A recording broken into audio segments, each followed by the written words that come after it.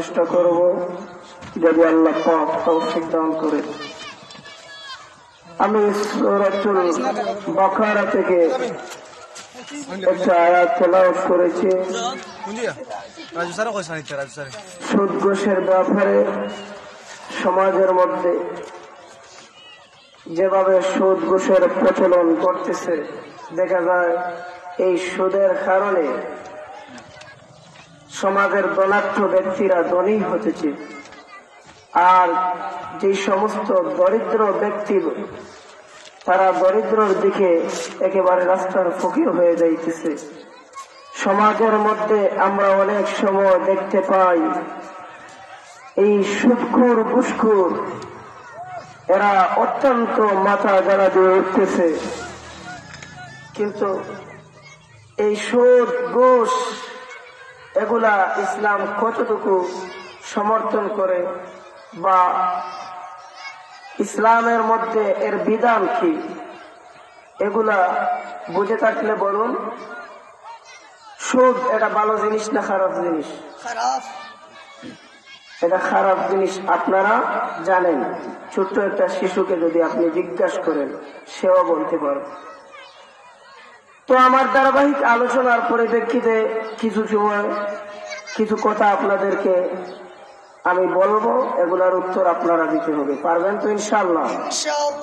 আচ্ছা বলুন, আর রিবা অর্থাৎ রিবা জিনিসটা কি?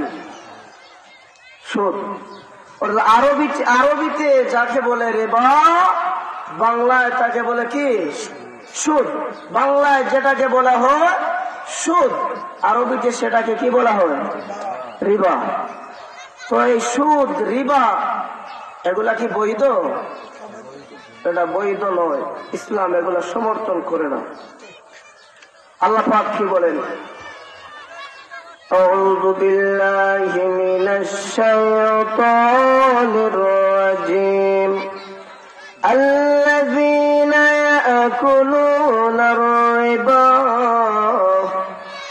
লা ইয়াকুমুনা ইল্লা কামা ইয়াকুমুল্লাযী ইয়াতাখাব্বাতুহু আশ-শাইতানু মিনাল মাস। আল্লাহ পাক ডাক দিয়ে বলে, আল্লাযীনা যারা ইয়াকুলুনা অর্থাৎ খায়, উপভোগ করে, পান করে, আল্লাযীনা ইয়াকুলুনার রিবা অর্থাৎ অতিরিক্ত রিবা বা সুদ। অর্থাৎ আপনি মনে করেন আপনি কোনো কিছু তার মূলধনের চাইতে অতিরিক্ত অতিরঞ্জিত যেটাকে উপভোগ করা হয়, যেটাকে পান করা হয়, খাওয়া হয়, এটাই হল রিবা বা সুদ। আল্লাহ পাক ডেকে বলে, যারা নাকি সুদ খায় লা ইয়াকুমুন তারা দাঁড়ায় না, ইল্লা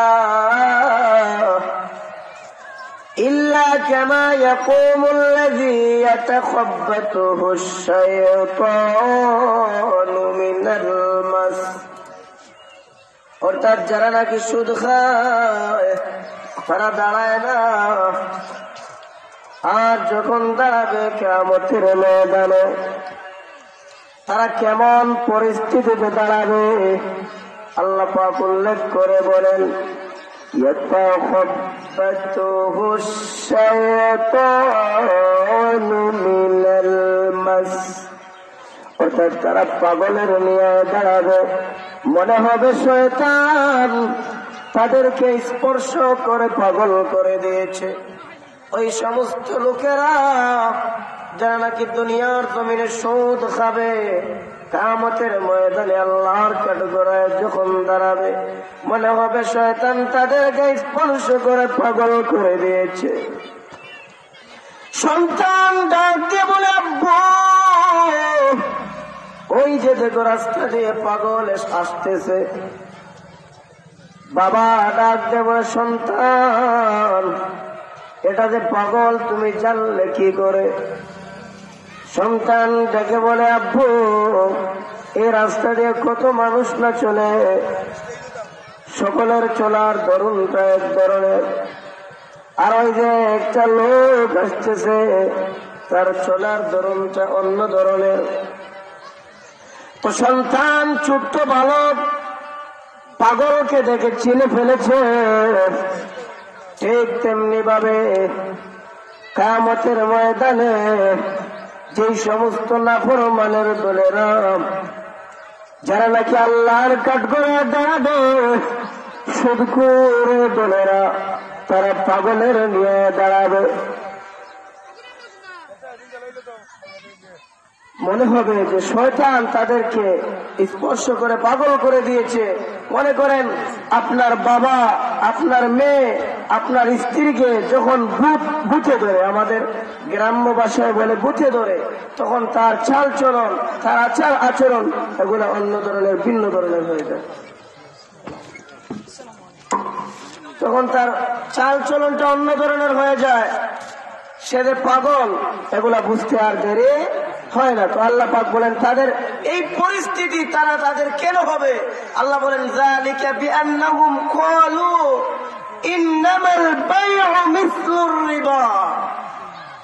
কারণ তাদের এই পরিস্থিতি হবে, তারা মনে করত ইন্নামাল বাই'উ মিসলুর রিবা, অর্থাৎ ক্রয় বিক্রয়, ব্যবসা বাণিজ্য আর সুদ এগুলা একই ধরনের। নাউযুবিল্লাহ বলে। অথচ আল্লাহ পাক বলেন ওয়া আহাল্লাল্লাহুল বাই'a ওয়া হারামার রিবা। আল্লাহ পাক বলেন আমি ব্যবসাকে, ক্রয় বিক্রয় এগুলাকে আমি আল্লাহ হালাল করে দিয়েছি। ওয়া হারামার রিবা, আর আমি আল্লাহ সুদকে হারাম করে দিয়েছি। আচ্ছা বলুন তো, সুদ হারাম না হালাল? সুদ হারাম। আমাদের অতিথি চলে এসেছেন, আমি মাইক ছেড়ে দিব ইনশাআল্লাহ। তো আল্লাহ পাক ব্যবসাকে হালাল করেছেন, ক্রয় বিক্রয়কে হালাল করেছেন, আর সুদকে আল্লাহ পাক হারাম করে দিয়েছেন। ফামান জাআহু মাউইযাতুম মির রাব্বিহি ফান্তাহা ফালাহু মা সালাফ। আর এই উপদেশ রবের পক্ষ থেকে যাদের কান পর্যন্ত এসে পৌঁছেছে, তারা যেন বিরত হয়ে যায়। আসলে অতিথিকে রেখে আলোচনা করা যায় না। আমি আপনাদের গ্রামের সন্তান, তাই আমরা মুরব্বীদেরকে শ্রদ্ধা করি, কারণ এই সমস্ত অতিথিরা হচ্ছেন আমাদের মুরব্বী। তো আমরা আমাদের অতিথিকে আমরা তাকবীরের সাথে বরণ করে নিব। নারায়ণ